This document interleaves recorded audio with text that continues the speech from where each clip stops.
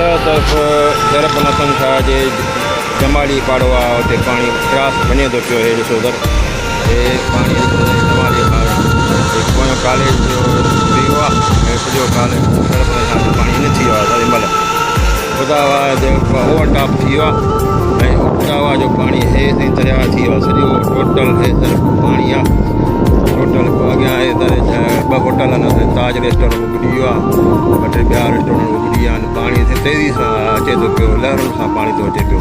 जे साम्हूं लहर आहे साईं, जेके समुंड में लहरुनि सां पाणी खैरपनाथन शाह में न थिए थो। माफ़ी दादा, शहर बुॾी वियो आहे।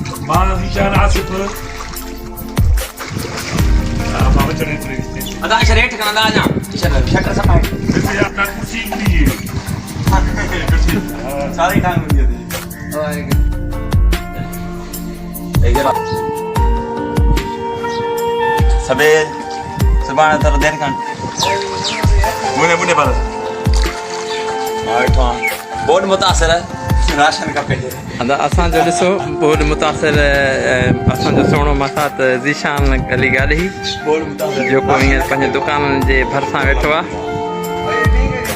ऐं हीअ आहे खैरपनाथन शाह जी कंडीशन, जेको तक़रीबन 3 कलाकनि जे अंदरि सॼो शहर ॿुॾी पाणी जी लपेट में अची वियो आहे।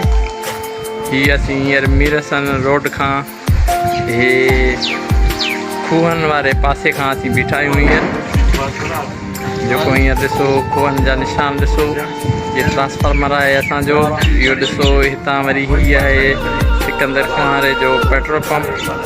हीअ आहे मेन रस्तो, मेन रोड मीरसन वारो, जेको हींअर पाणी इन तक़रीबन 8 फुटनि ते बीठो आहे।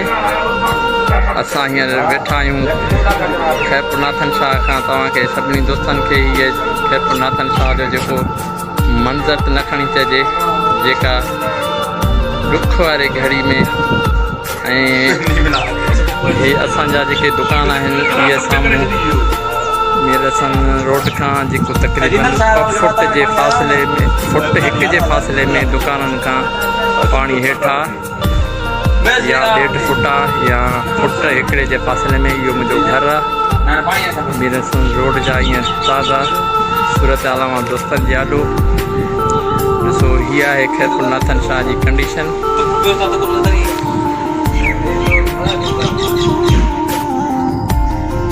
हे साम्हूं अव्हांखे असीं जरवारनि जो ॻोठु ॾिसूं पिया। जरवारनि जो ॻोठु आहे हीअ।